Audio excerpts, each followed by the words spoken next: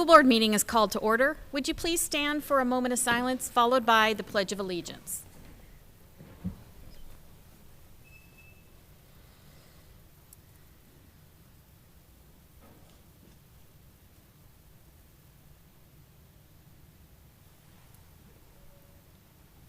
I pledge allegiance to the flag of the United States of America and to the republic for which it stands, one nation, under God, indivisible, with liberty and justice for all. Mrs. Garza, would you please call the roll? Yes. Chair Seaberg. Here. Vice Chair Stevens. Here. Mrs. Williams. Here. Mr. Here. Hollingsworth. Here. Mrs. Brooks. Here. Mrs. Spall. Here. Mr. Iqbal. Here. Mr. BP. Here. And Ms. Island. Here. Thank you. Thank you. Dr. Newman, do we have any additions or deletions to the agenda this evening? No, ma'am. May I have a motion to approve the public meeting agenda? Chair, I move that the school board of the city of Manassas approve the public meeting agenda. I have a motion by Vice Chair Stevens, second by Mrs. Brooks, that the school board of the city of Manassas approve the public meeting agenda. Any question? Is there any discussion? All in favor? Aye. Any opposed? The motion carries 7-0. Okay, superintendent's announcements and spotlights. Mrs. Radford, are you here to present? Yes, I am. Thank you, Chair Seaberg. Good evening, other members of the board, and good evening to everyone that has joined us tonight. We are very honored and pleased to stand before you to present our spotlights for the evening. Tonight, we'd like to present information about a new addition to the MCPS family, our family liaisons. This year, Manassas City Public Schools welcomed family liaisons at each building to help connect parents and families to resources needed between home and school to further students' academic and social success. Liaisons also assist with effective home-to-school engagement and connect families to various community, health, and human services. One of the pillars of the division's strategic plan focuses on strong family and community partnerships. This serves as one of our foundations with an objective that states, each student will be a part of a system aimed at building relationships with families, community businesses, and agencies who support their academic and personal goals. Our family liaisons are working diligently at every school to assist our efforts to meet this objective for all families. One of the key words that I'd like to emphasize regarding their role is the word support. This is what we are all here for, to support our students and their families, and the primary focus of our family liaisons. From the start of the school year, our liaisons have been in the trenches, meeting and connecting with families in a myriad of ways. They began with an introduction to the community at the MCPS Community Resource Fair that was held the weekend before the first day of school, and since that moment, they have hit the ground running. They are visible in their respective buildings where they can be found providing information about MCPS and their schools, helping staff members connect with families through follow-up phone calls and outreach, helping parents log into our student information platforms to track and view academic progress and other information, lending a hand at school activities such as the Parents as Educational Partners, or our PEP program, or other family engagement activities.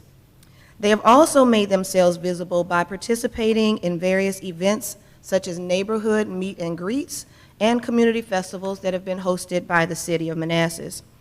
Mr. Kurt Emmel, who is here tonight, our Director of Federal Programs, and I, as your Director of Communications, in partnership with their principals, have been working very closely with the liaisons, providing support and professional development as we all seek to enhance our services to all of our families. It's been exciting to see them working together to secure the appropriate resources relevant to the needs of our families. It's been equally exciting to see the many community partners reach out to us to offer their services. We know they will continue to provide additional support for our families by serving as a bridge for our school-to-home connection. And at this time, I would like to introduce some of them who are here tonight, and they can also be seen on the screen. As I call them forward, you all can join me down front. From Weems Elementary School, we have Patricia Montesinos. From Round Elementary School, Marilyn Garcia. Over at Hayden Elementary, we have Araceli Contreras. At Jenny Dean, we have Ledu Cabrera. At Baldwin Elementary, we have Kaylin Newman. At Baldwin Intermediate, we have Avril Chapman. At Mayfield Intermediate, we have Victoria Diaz. And over at Metz Middle School, Maricela Murray. And at Osborne High School, Carmen Sorto.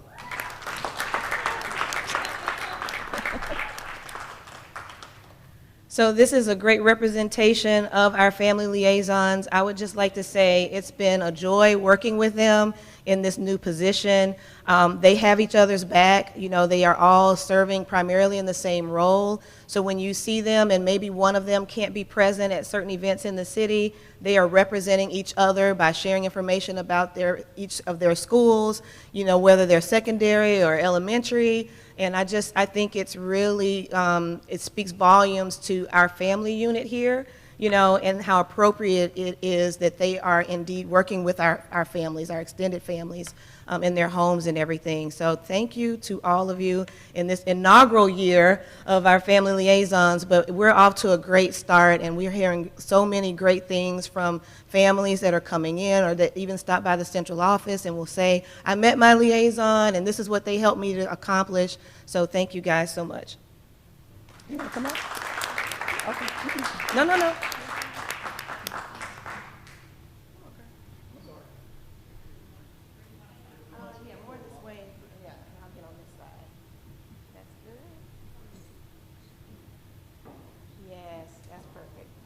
I'll be able to see everybody. Okay, you ready? Here we go. 1, 2, 3. Do another one. 1, 2, 3. Perfect. All right, thank you all.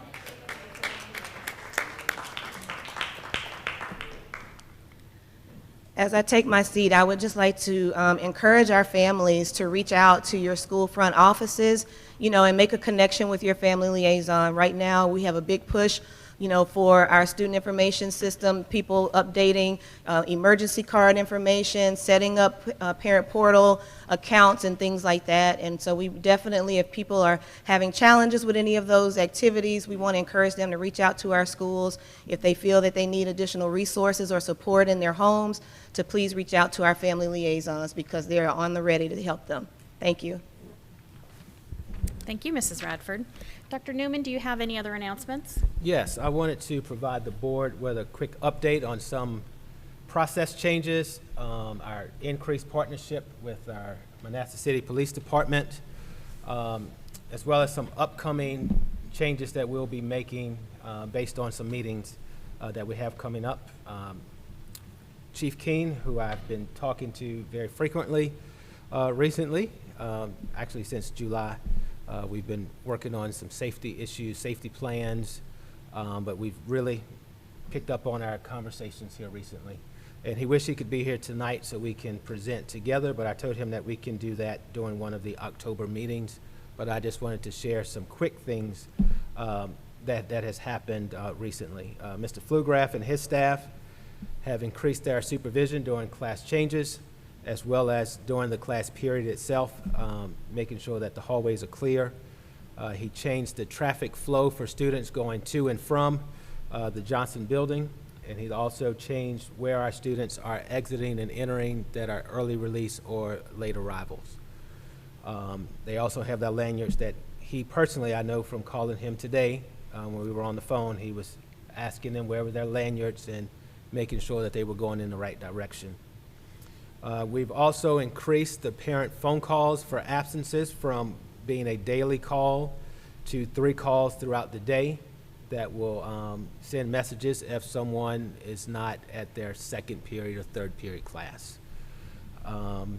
He increased the number of staff supervising all lunch shifts. Dr. Thomas and Mr. Gilligan, who are here today, are working closely to streamline the attendance process. We've also been working closely with Chief Keen and his staff to increase visibility for the perimeter areas of concern that have been hot spots for skipping.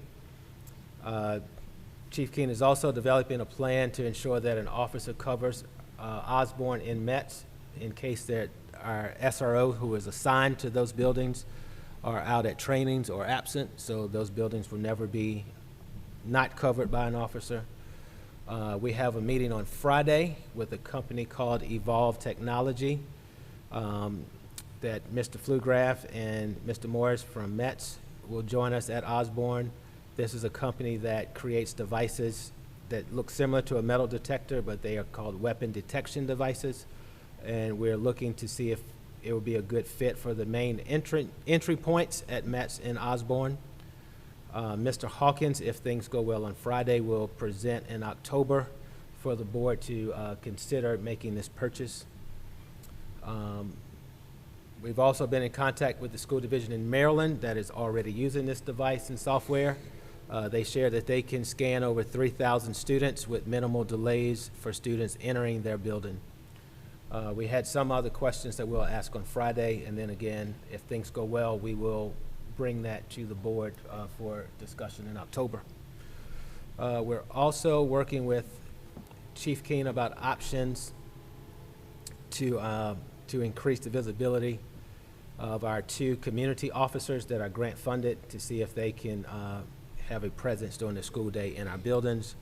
And also, I just wanted to let you know that Chief Keen will remind you that Chief Keen and Sergeant Stump worked closely with Manassas City Public Schools in July with safety presentations to principals and central office staff, and they also presented at all 9 of our schools. So those are just a quick update on some things that we're doing. You'll hear more next month, depending on how our meetings go on Friday with Evolve, and then also our work with Chief Keen on increasing visibility as we work to make sure that we are enhancing our safety measures in our schools. Thank you, Dr. Newman.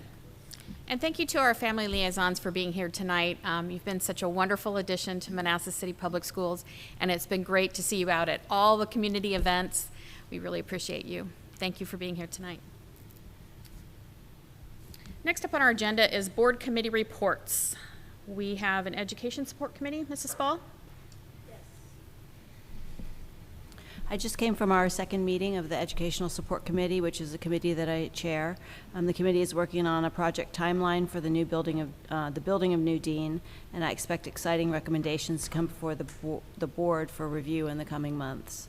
We're reviewing updated enrollment projections, increases in supplies and supply chain related difficulties, as well as design and location elements that need to be ironed out. Thank you.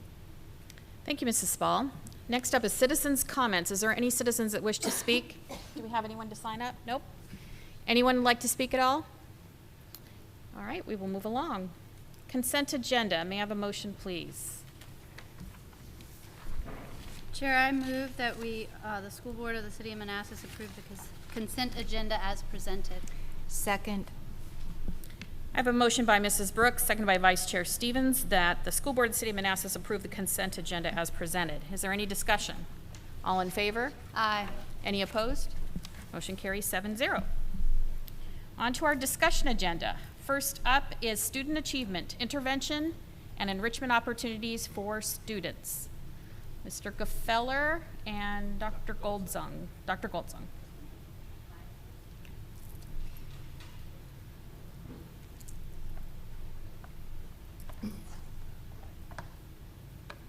Thank you.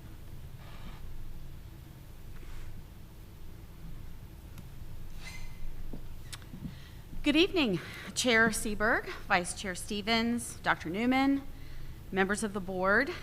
Tonight, I am eager to share with you information about the Mcps targeted support block, intervention, and enrichment, and the instructional design and implementation of our targeted support block plan. This plan is reflective of intensive cross-departmental collaboration with the expressed purpose of increasing learning and achievement for those students who were not yet meeting grade level expectations. So what is targeted support block? Well, put simply, it's protected time where grade level teachers can work together to provide remediation of foundational skills or extension of grade level content based on student data. Students are flexibly grouped to be with peers who have similar learning needs. The targeted support can be provided by a variety of professionals based on the need and staffing availability. This instruction is protected time.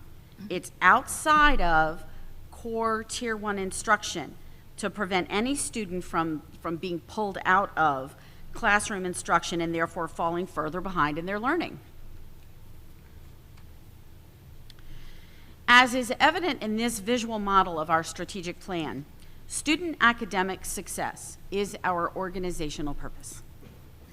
The pillars, or the structural supports for student academic success, include the provision of an inclusive and collaborative learning environment.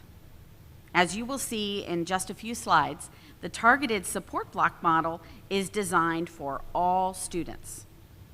Additionally, through our model for targeted academic support, school-based administrators and central office professionals will provide aligned foundational supports in service to planning for instruction based on student name and need. It is important to remember that all roads lead back to the strategic plan. School-based targeted support plans and central office departmental supports should follow a direct path between the activities and the lessons and the projects to our articulated aspirational goals. Alignment demands that our collective efforts for school improvement be coordinated. The targeted support block instructional planning process has included increased cross-departmental communication, collaboration, sharing of research-based practices, and hands-on involvement with grade-level teams. This plan requires an all-hands-on-deck approach. At the heart of our work, and really the focus of our energy, should be and is the improvement of Tier 1 core instruction. We can't talk about targeted support block without talking about core instruction. By strengthening student learning during first instruction, we will reduce the number of students and the severity of issues we have to redress in small group support.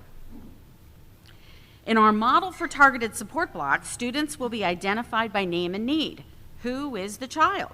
What is the specific area of need? And where is the most beneficial place for that child to receive additional support?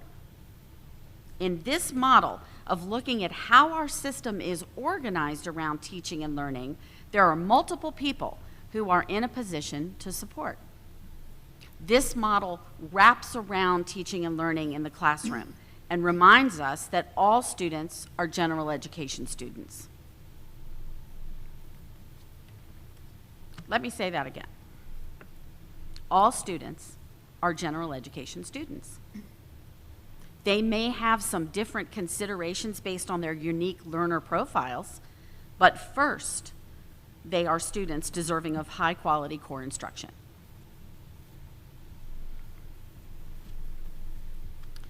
Our goal is to close the gap and require less specially designed instruction. Instructional planning and delivery decisions are made based on student needs, not labels, not places. We believe that all students are general education students. We believe that all teachers are language teachers. We believe that all students should participate in targeted support block. We must evaluate the possibility of stigma associated with any rotation, the locations, teachers, and groups. We have to be mindful of that.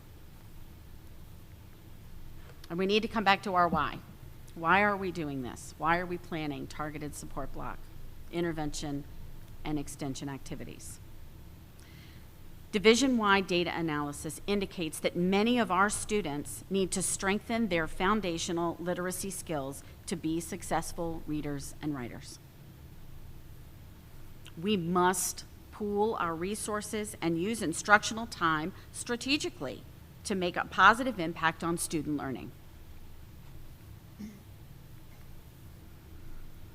So our targeted support block plan is aligned with the MCPS strategic plan and the school-wide continuous improvement plan, team and teacher SMART goals, and most importantly, student learning goals. This vertical alignment infographic illustrates how targeted support is related to division and school-based improvement planning. So if you start at the top, in sort of the aqua one, if we start at the top with the MCPS strategic plan, we can see that literacy has been identified as an area of focus and that we want to provide access and meaningful participation for each and every student. The next level includes the continuous improvement planning that will be informed by a comprehensive needs assessment completed by all schools, right? And they're working on those right now. Grade level team and teacher SMART goals are developed based on the overall goals set by the school related to student learning and achievement. So everything is nested within that strategic plan. Through the implementation of a cycle that works, teacher teams are unpacking standards and using a CLT process to plan and ultimately deliver high-quality core Tier 1 instruction. But due to a variety of circumstances, some students are in need of targeted support to address their learning gaps. So we're going to use diagnostic and baseline data analysis, and the students will be identified for targeted support. So the first area we're going to look at is language arts. Targeted support in the area of language arts. Do those students need that intervention? That's going to be prioritized. However, if a student doesn't need literacy support but has learning gaps in the area of mathematics, then targeted support will be provided in the area of mathematics. For students not demonstrating learning gaps in those areas, they're going to be provided enrichment and extension opportunities related to the grade level content. So that could look like an additional reading passage, time and exposure to primary documents, opportunities to work on projects. That the teachers will plan that based on what is happening with their content standards in the grade level at the time.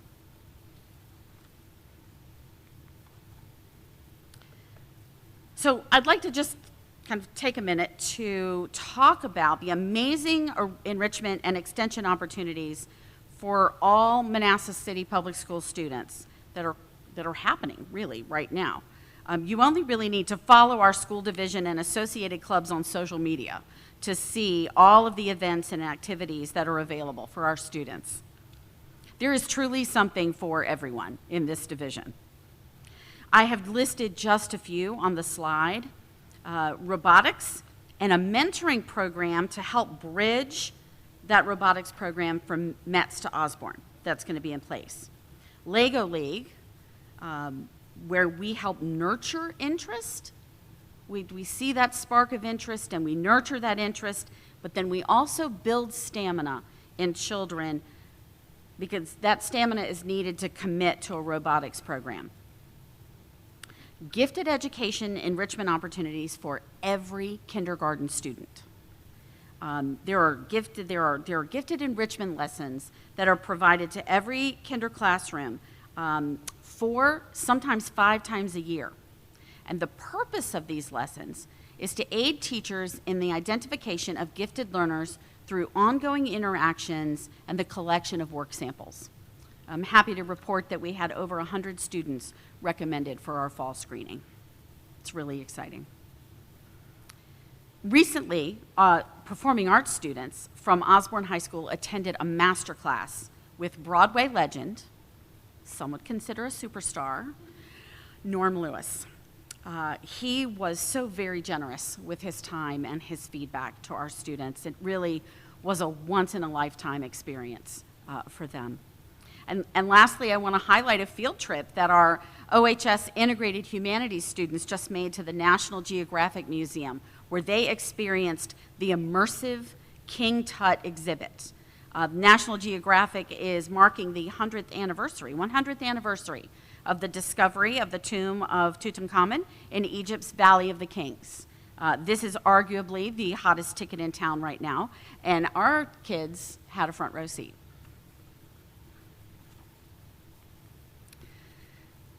On September the 15th, we met as a division group, a cross-departmental group of instructional leaders. We had reading and math specialists, we had ESOL specialists, we had special education support. We all met on the stage at Metz in the auditorium, which was a great place to meet. We met with those school-based teams who were leading the work of the data analysis, and they're grouping students and they're planning for instruction. So we reviewed a slide deck, which is very similar to the ones that you saw this evening, and we shared resources, and we previewed some procedures for working with the data. And after about 30 to 45 minutes of professional development, we broke into working groups. And so the schools, and you can see in the photograph, the schools were working with their school-based teams with the support of all of the people from central office. And so it was working together. It was all hands on deck. It was 2 hours of protected time and space for schools to work on a plan for targeted support. So as we look ahead, our teams will continue to support these teaching teams as they're working to put together their groups, and this is a group effort, and we believe that we will positively impact the collective student achievement for Manassas City Public School students if we can implement this plan with fidelity. I thank you so very much for your time. Does anybody have any questions? Thank you, Dr. Goldsung. Any questions? Christina? Mrs. Brooks? This sounds wonderful. I'm so happy to hear this coming about. I just, kind of curiosity, really. Can you give us an idea of, like, say, a second grade class, group, how this, like, just kind of plays out in, like, transitions in a daily schedule? Right, so, like, day in the life of targeted support life, block. exactly. Well, I can share from my experience at Baldwin Okay. when I was the principal, when we would do what's called flex grouping. Mm-hmm. So you'd have, like, the entire second grade, and we have this protected half hour of time. And so in their CLT processes, the teachers would look at their kids and they would group, so it's not necessarily, they're not my kids, they're not your kids, they're our kids. Exactly. Right? And so Yes. we see the children who need to be targeting a specific skill together. And then when the time comes, and of course the kids are really good at this, especially at the elementary level, right? They know, well, I go to Mrs. Brooks for this intervention, or I go to Mr. Hollingsworth class, and then they change. They change classes. Typically what we would do is stand right outside the door in the hall and And just they kind of just- watch them go, yes. right? And so they would go, and then I would welcome my kids into the classroom, and we would have some really intensive small group work. And we all need the same kinds of things. And so it makes planning for that block very, very targeted. Timer goes up, everybody goes back to where they need to go.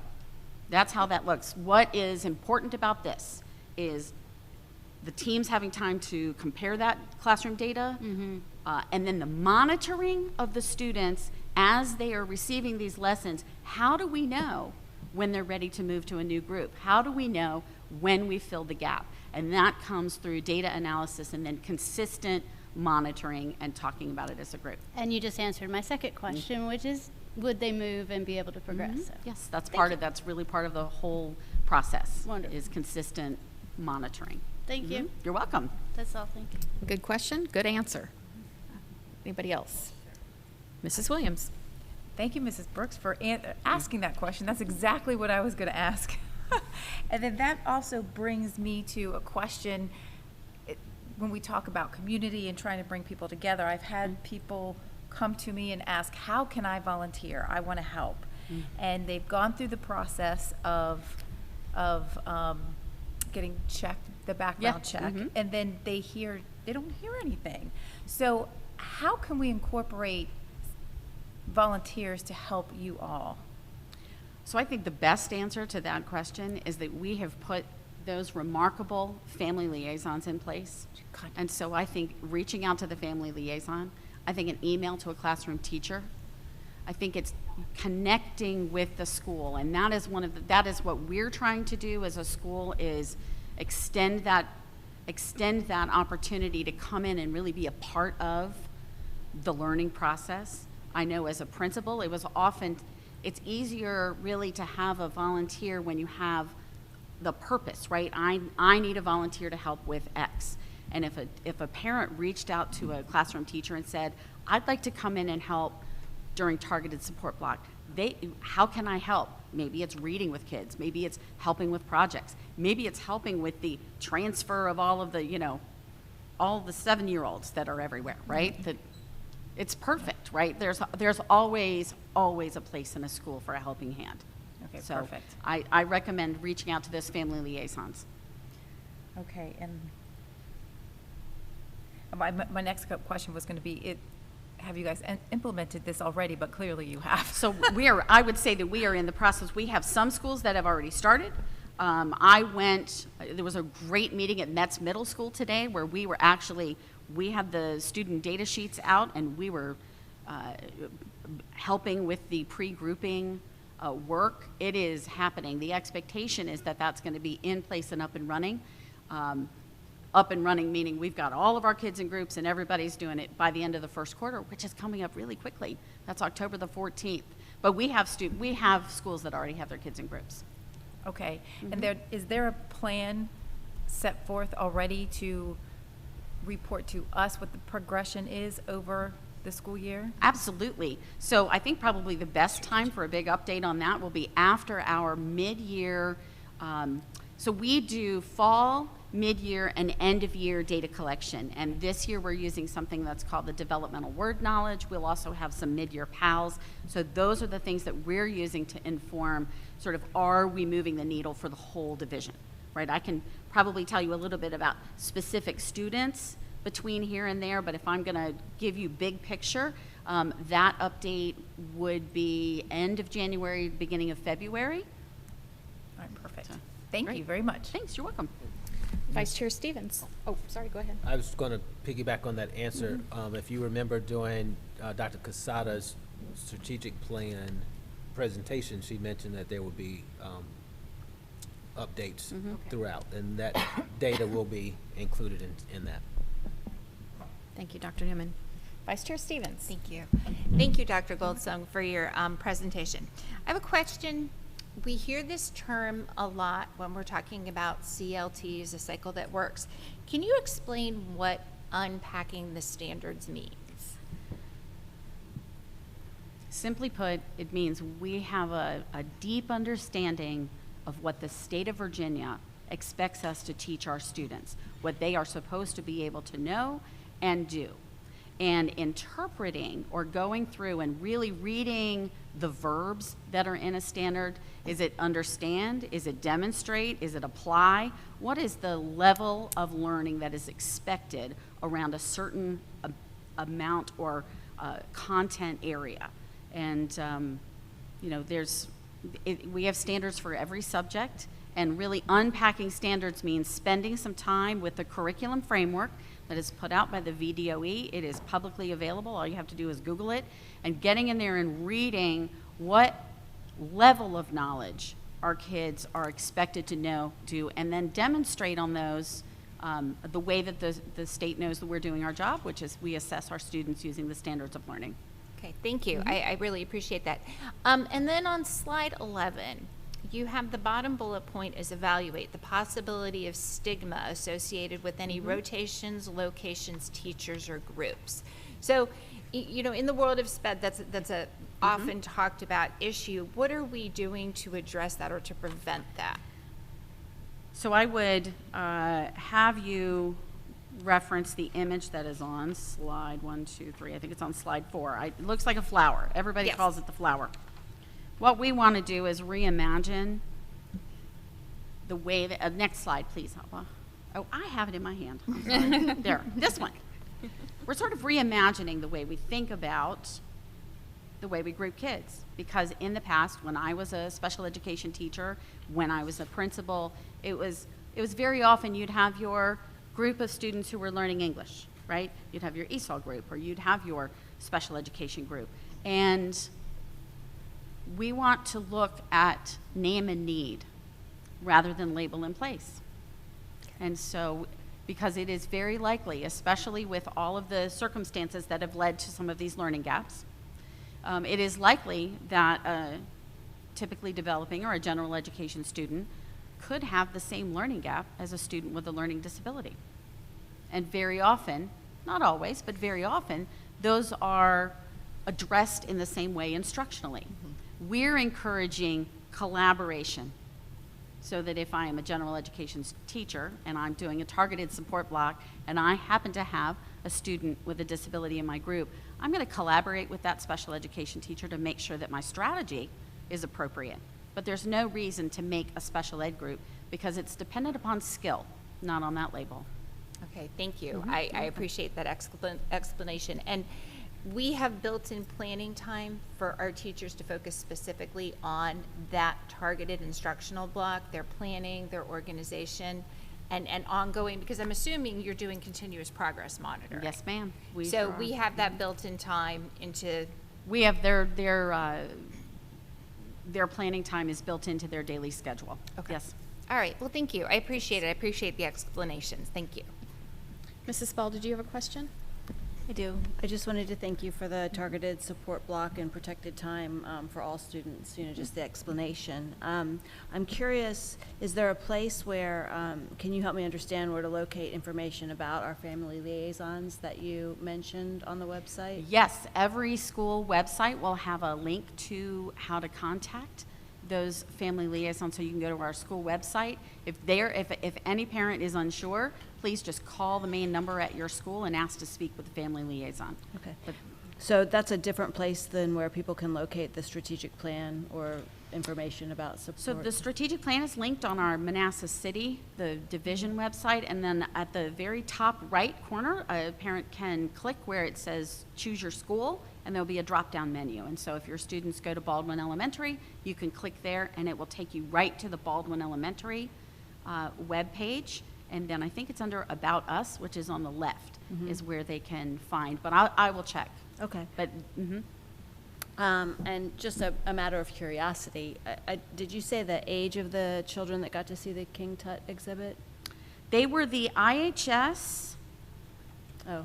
class from, that's- I've got to go back to my It's notes. probably, yeah, it's probably Miss White. Yeah, Osborne has it too. Osborne. I was just curious. I knew VRE is free for the month of September. I didn't know if they were old enough to go on the VRE. Do you know how? I they don't were know how, transmitting? I don't know how they got there. I Okay. kind of think it was a school bus, but it was an amazing opportunity. Yeah, yeah. So. Okay, thank you. Any other questions from the board? No? Well, thank you, Dr. Goldsong, for the presentation. We look forward to updates throughout the year with our strategic plan. I do too. Well done, thank you. Before we go on to our next agenda item, I do want to take a moment to acknowledge our mayor, Madam Michelle Davis Younger, is joined us this evening. Thank you for being here. Next up is on the discussion agenda is Student Achievement Accreditation Update. Mr. Gefeller will present an update for us.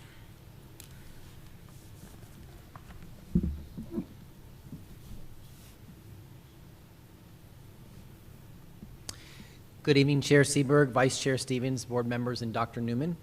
Tonight, I am presenting a brief update on the accreditation status of schools in Manassas City Public Schools. The accreditation ratings for 22-23 school year are based on the performance from the 2021-22 school year, and accreditation was waived for the 2020-21 and 21-22 school year due to the pandemic.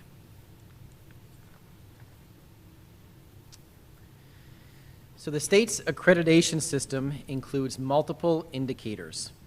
At all levels, the system looks at overall achievement in English, mathematics, and science, as well as the achievement gaps in English and math. At the high schools, there are also indicators related to graduation and the dropout rate. All levels include a chronic absenteeism indicator, which was not included in the ratings for this school year due to the complexities of the last year and the pandemic. So chronic absenteeism will be included in future ratings. Also beginning next school year, the accreditation will also include college, career, and civics readiness indicator. So for each school quality indicator, schools are assigned a performance level. Level 1 indicators shows that a school meets or exceeds the standard or shows sufficient improvement. Level 2 shows that a school is near the standard or is making sufficient improvement. And level 3 shows that the school is below the standard. Accreditation ratings result from the analysis of the performance of those levels. Schools with all indicators at level 1 or level 2 are accredited. Schools with any indicators at level 3 are accredited with conditions. In schools that are at level 3 for multiple years and fail to adopt the necessary corrective actions to improve can have their accreditation denied. So this chart shows the accreditation status for each school in Manassas City Schools. As you can see, we have 7 schools that are accredited and 2 schools that are accredited with conditions. Metz Middle School is accredited with conditions due to performance in science, and Osborne High School is accredited with conditions due to the dropout rate. And so, in thinking about next steps, what will happen in Manassas City with the accreditation, MCPS is already responding to the accreditation ratings and the requirements. All schools with any level 3 or level 2 indicators are participating in an academic review. Principals and other staff members have participated in trainings from the Virginia Department of Education about their expectations, and Dr. Casada is coordinating the academic review activities for the schools in partnership with the schools and central office staff. All schools in Manassas City Schools are in the process of finalizing the comprehensive needs assessment and updating their continuous improvement plans in response to their data. All continuous improvement plans will be reviewed and approved by the Executive Cabinet. These plans will be monitored and reviewed quarterly so that any necessary adjustments can be made in response to student progress. The School Board Strategic Plan update in October will include additional information about our responses to the accreditation requirements and other performance data. And I would be happy to answer any questions that you may have regarding the accreditation status. Mr. Iqbal. Hi, Mr. Gaffeller, how are you? Yeah, I just have one question. Is there anywhere online where people can find these accreditation ratings? I've had a lot of questions from people asking about the status of our schools in that regard, and I was wondering if there's like a place online where they can easily find that information. So all of this information is public, and you can find it on the school profiles. And so if you go to the MCPS website and you go to the drop-down that Dr. Goldsung had mentioned about the schools, there is a link to the school quality profiles that links you back to directly to the Virginia Department of Education, where you can get all of this information online. Okay, thank you. Any other questions? Yes, Ms. Chair, I have a question. Mrs. Williams. You answered one of my questions in your presentation, thank you. Since we are level 3, we have to have a memorandum of understanding between the school board and the Virginia State Department of Education. Can you define, or can you explain to me what that MOU would look like?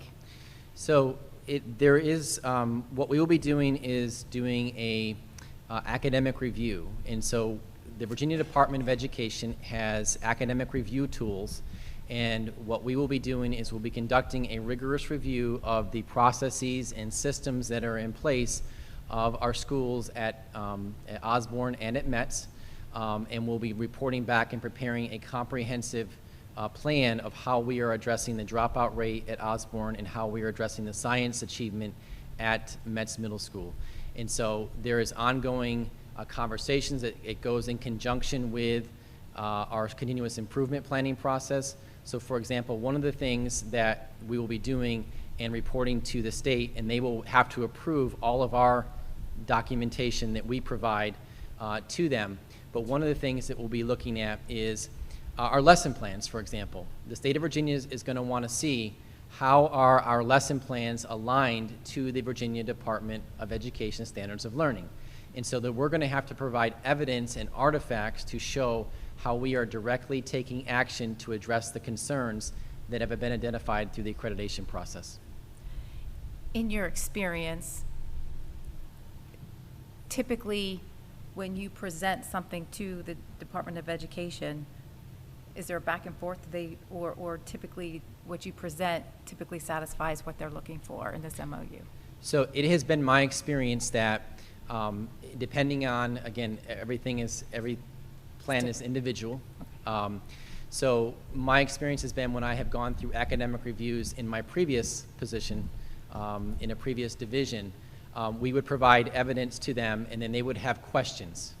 And then we would respond to those questions. And so there was a partnership with the Department of Education because their goal there is to support us in our work. And so that has been my experience. And last year we even had the Department of Education here with us and kind of previewing academic review process as a voluntary thing. We took advantage of that. They came here, they looked at our processes, look at how we were planning lessons, how we were understanding standards, how we were using assessment data, and they gave us feedback that we then implemented. So it really has been, in my experience, a partnership between VDOE and the school system. Okay, great. Thank you very much. Vice Chair Stevens. Just to let everyone know, it's actually very easy to get to the school quality reports. I'm actually looking at Osborne High School school quality report, and it took just a couple clicks to get there. That's just a little aside. So thank you for your report, Mr. Gefeller. Can you talk to us about the dropout rate? Why we're a level 3 dropout rate, what we're doing to address it, and just the specifics? Sure. So we, let me talk about how we are addressing that. Number one, I do want to mention that we have an on-time graduation coordinator that we have full-time at Osborne High School. And that person is responsible for really looking at all of our kids, and we identify students as having one or more risk factors for dropping out. And in coordination and collaboration with administration and teachers, we look at providing programming. We look at making individual plans for students to prevent the dropout of that student. You know, I think when you look at dropout and how we're addressing that, we're really addressing it several ways. First, we want to make sure kids are engaged in lessons. So when you look at our Tier 1 instructional program, we want to make school as inclusive and welcoming and engaging as possible. So we are really focused in on how are we meeting the needs of kids through the guaranteed and viable curriculum that Virginia Department of Education puts out. So that's one way that we're doing that. The other way that we're addressing that is making sure that every child has a relationship with a teacher and an adult. And so it goes back to our strategic plan where a culture of caring comes in.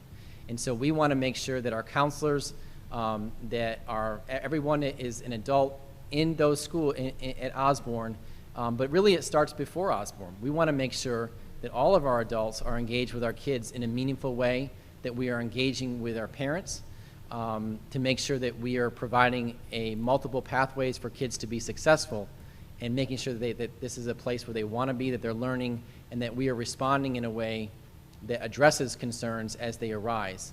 And then the third thing that we're really doing is really partnering with parents, helping parents to understand what is expected of your child. How do you work with your child at home? How can you support us at school to make sure that your child is successful? So really it's a multi-layered approach of how we're trying to address the dropout rate. Okay. And then, Dr. Newman, you may actually be the one who can answer this for me. The way the dropout rate is determined, because we've talked about this, how the Department of Education determines what is a dropout. Can you explain that? Because there are some intricacies to that that are a little bit. It is the one that you're referencing, and Larry is here, and he's trying to help us with that, is when students leave our school, they have to go to another school and be coded through them. If we cannot locate that student, or if they leave the state or leave the country, and we cannot say that we know where that kid is at, they count as a dropout.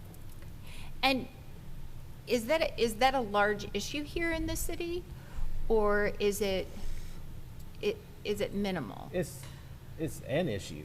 Okay. But, as Mr. Gaffeller stated, we have other issues, and that is making sure that we're building relationships with kids, building relationships with families, and helping them get to where we all want them to go, and that's across the stage and be productive citizens. Okay, thank you.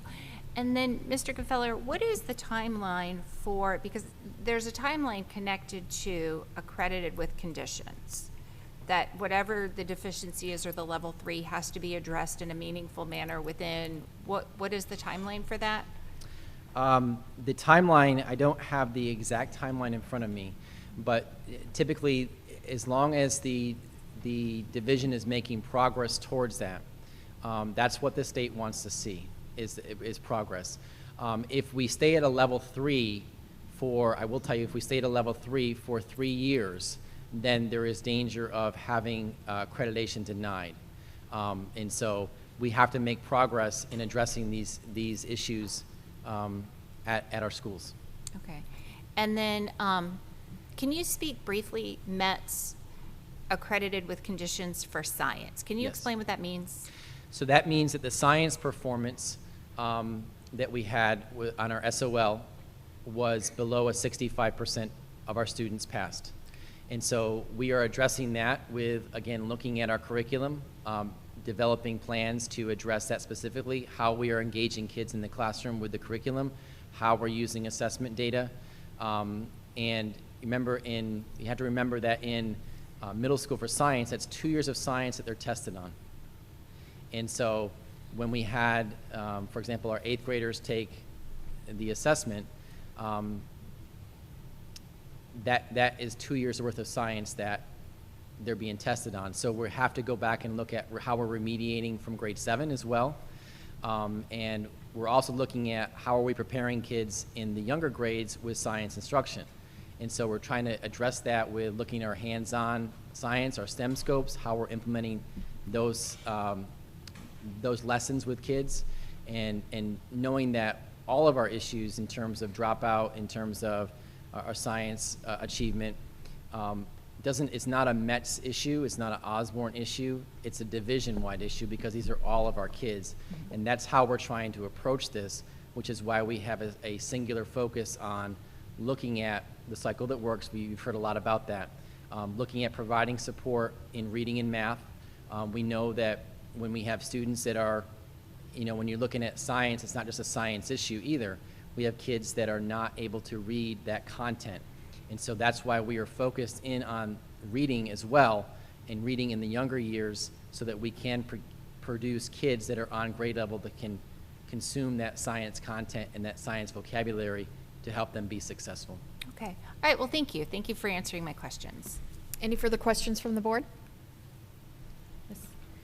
Thank you, Mr. Gaffeller, not only for the information this evening, but also for your report to council last evening. I felt your replies for several of the council questions took full responsibility for the schools to forge relationships with our students and student families to make a school a place where children want to be, and feel that is the first step I feel that's the first step necessary to our end goal of true learning. So I just appreciate your patience and your Thank you. thoroughness. Thank you. There's no further questions. Thank you, Mr. Gaffeller. Thank you.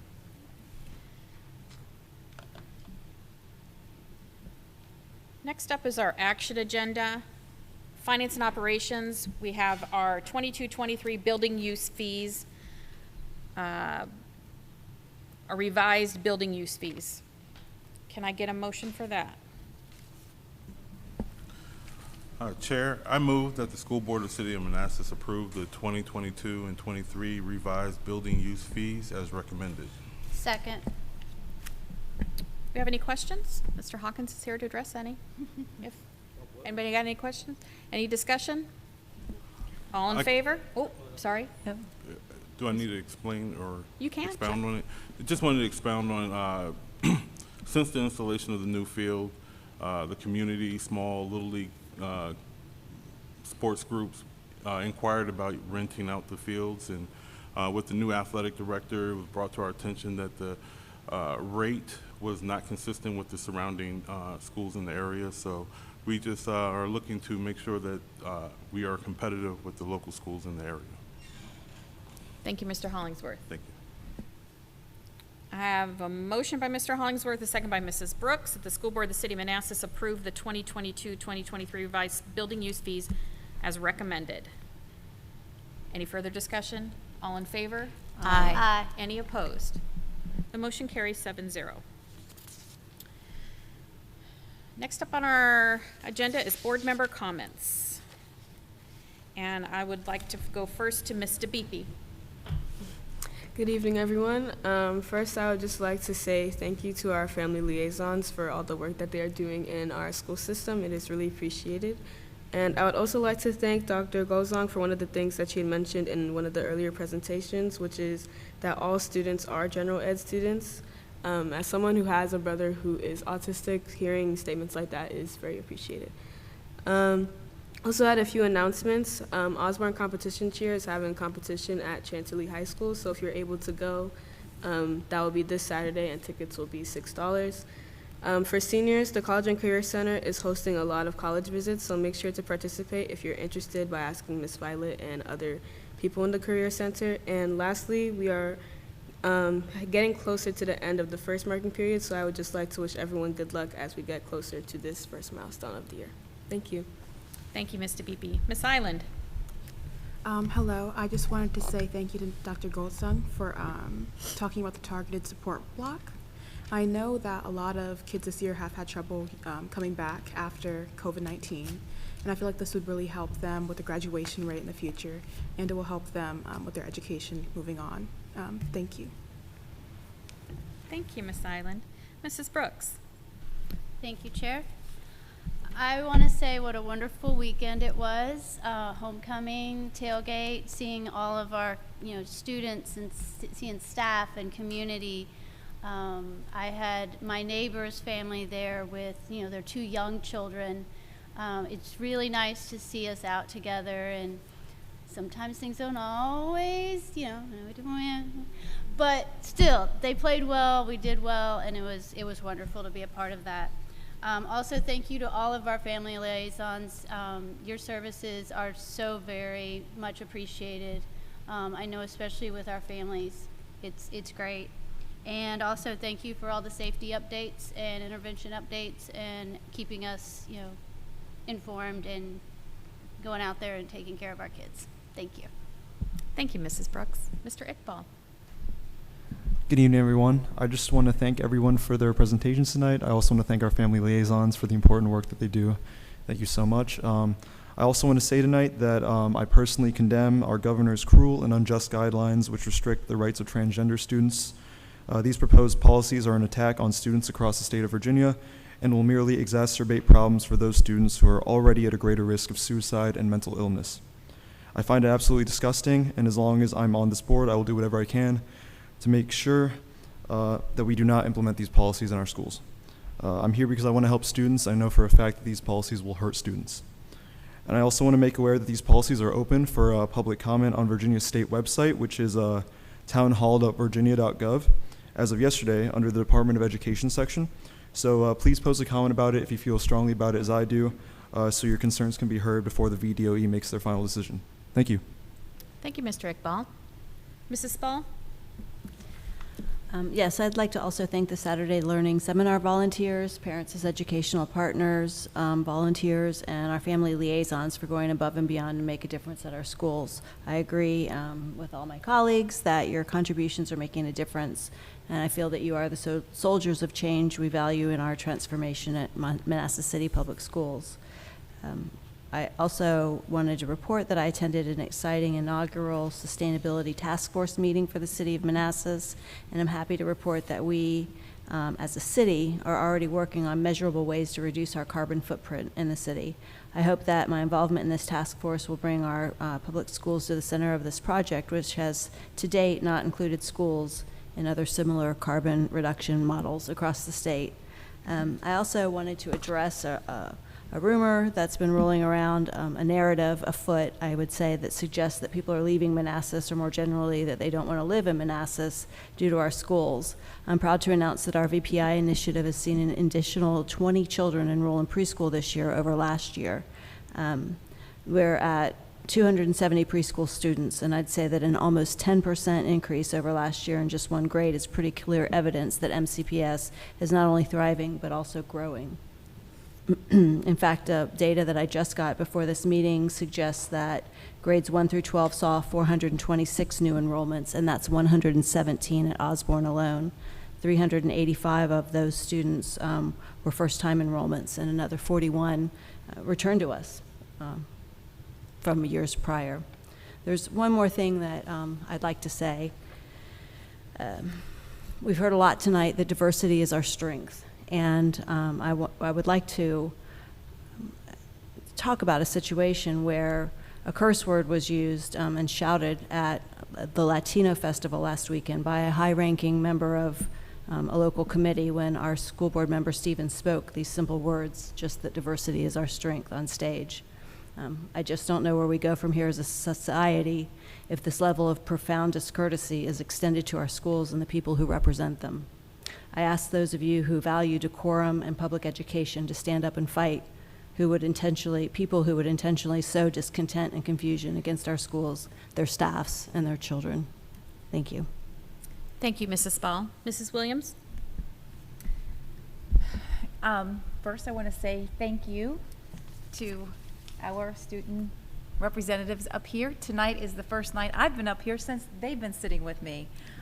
Unfortunately, I had work commitments for the past 2 meetings, so welcome, and I'm excited for the entire year to be sitting up here with both of you. Family liaisons. I don't know if it's the comprehensive approach this school system has taken over the past couple years, but I've noticed a tremendous difference in attendance, everything. I see smiles on so many people's faces when we're at events. Homecoming, I didn't get to see anything because I've worked the snack bar with our wrestling team. I don't know how many wrestlers we had back there. We had at least 15 of us, and it was packed. Every moment we didn't have time to breathe. So that tells you about the attendance of that game. So it's a good feeling, and I just wanted to share that. I notice it. So thank you. Thank you, Mrs. Williams. Mr. Hollingsworth? Well, my thunder has been stolen multiple times. So I'll just say that I'm a cheer dad, so I'll be at Chantilly cheering on our Osborne cheerleaders. But I also wanted to echo the sentiment of Ms. Williams. I feel it, and I hope everyone else feels it too. There's a shift going on. I've been in Osborne or in Manassas City Public Schools now for over 12 years with my 3 children, and to see the participation from the parents and the community this past weekend was a feel-good moment that I've been longing for a long time. So I thank everyone for their participation. I hung out with the Robotics Club during the tailgate, and we had a great time. It was cool seeing our principal get dunked in the dunking booth multiple times. Someone cracked a joke on Mr. Demiria, said he was part of the class of 1939, right before they tried to dunk him. So it was a great community outing, and I appreciate it. But most importantly, I want to thank parents during the football game, I saw the gates all filled with signs of their students, of their seniors. I'm telling you, years in the past, you wouldn't have saw that, so or wouldn't have seen that. So it's just motivating for me and the work that we're doing here collectively with the community that we're growing and we're building. I hope every one of you can feel it because we can see it too. Thank you. Thank you, Mr. Hollingsworth. Vice Chair Stevens? Thank you. First, I wanted to talk about the partnership with the Manassas City Police Department, Osborne High School, the school board, central office staff. We've been in conversation with Chief Keene since over the summer, looking at all of the issues that have come up and how to make our schools a safe and welcoming space, how to keep our kids in the buildings, how to keep our kids safe. And so I'm really excited with that update Dr. Newman gave us about all the things that the school division is doing to make our community and our school a healthier community and a healthier school. And I know that our conversations are not over. We have many more conversations to have, many more plans to discuss, many more ideas to bounce around. And so we're nowhere near done, because as our community changes, our students' needs change. So I was incredibly excited, and I know at the homecoming football game, I bent Mr. Flugrass' ear ad nauseum, and then again at the Latino Festival, we had an in-depth conversation about attendance and truancy again. So this is something we don't sit down and ignore what the community is saying. We take action. I do know several school members, Member Hollingsworth, Chair Seberg, Member Spall, they all go out in the community and they go to the areas where the kids are most likely to hang out when they're skipping school to see what's going on. They don't ignore what's being said. None of us ignore it. We all take it very seriously, and we move to take action because that's what we do. That's how we work. And then I wanted to talk about the Robotics Partnership. I talked to Mr. Newman at a previous football game, because that's when I talked to all these people. We have a really cool opportunity right now with our middle school robotics team and our Osborne robotics team, Lambda Core. What's happening is Lambda Core and Osborne Robotics are kind of taking the Mets robotics team under their wing. And when the Mets robotics team meets, they actually are walked over to Osborne High School, and they have their robotics meetings at Osborne High School.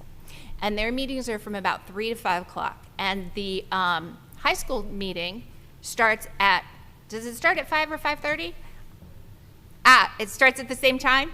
Yeah, so they've got both the high school and the middle school robotics teams meeting at the same time. So those high school students are actually acting as mentors to our middle school students, so that when our middle school students get to Osborne, they're already familiar, they already know what's going on, they already have a plan. It's such a great relationship that we can have that many, many school divisions cannot do because of their size. Nobody else can do it. Nobody else has a middle school and a high school across the street from each other where they can go back and forth and they can build these relationships. I'm really excited to hear about this. I can't wait to see what comes of it and how strong our robotics team is going to end up becoming because of that relationship. So those are just a couple of the things that I really wanted to talk about.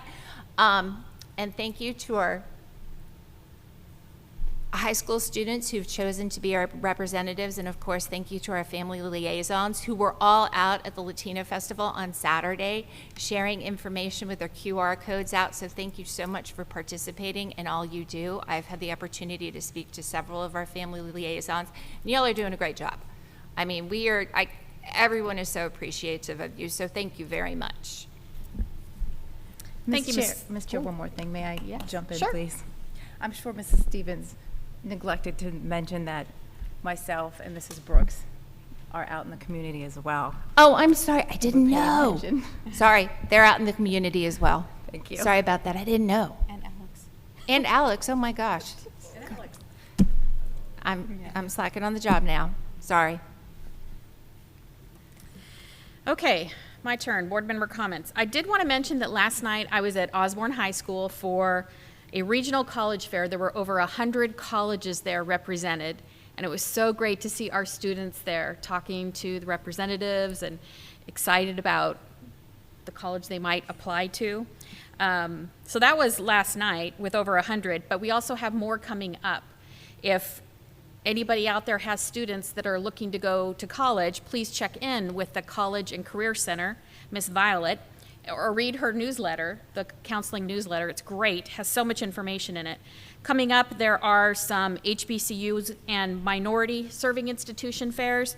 Alfred Street Baptist Church is hosting one on October 7th and 8th. Part of it is virtual, so if you cannot get to Alexandria, you can attend virtually. Also, Delta Sigma Theta sorority is having their College Fest on November 5th. That one is also virtual. And at George Mason, they're hosting Alcanza, which promotes higher education opportunities to our Latinx students. Again, lots of information available through our College and Career Center. Wanted to feature them tonight. Secondly, I wanted to mention that October is nearly here, and October is National Bully Prevention Month. And I challenge everybody here in the audience and up here at the dais to wear blue on October 3rd to promote bullying prevention. Take your picture, send it to Al Radford, all that. Lastly, I wanted to say that with the release of the 2022 model policies by the Virginia Department of Education, it has not come before this board yet, but I do want to say that we believe in ensuring a safe and welcoming learning environment for every student to develop a strong sense of belonging, regardless of their gender identity, race, ethnicity, religion, age, or sexual orientation. Our students will be treated with the respect and the dignity that they deserve. Those are my comments for this evening. May I get a motion? Chair, can I counter your, I would love to wear blue on October 3rd. Yeah? I'll have to figure out a sneaky way to do it because I've already been challenged to wear pink for breast cancer awareness. Okay, So I'm sure we can manage. I love blue. I'll probably figure out a sweater because last I checked, the weather's going to be pretty bad and I'll be out on a golf course. So. Okay. But just so you know, I already Okay. have to wear pink. But also I move that we adjourn. Second. I move that the school board adjourn. I have a motion by Mrs. Brooks, seconded by Vice Chair Stevens, that the school board meeting adjourn. Any discussion? All in favor? Aye. Any opposed? Motion carries 7-0.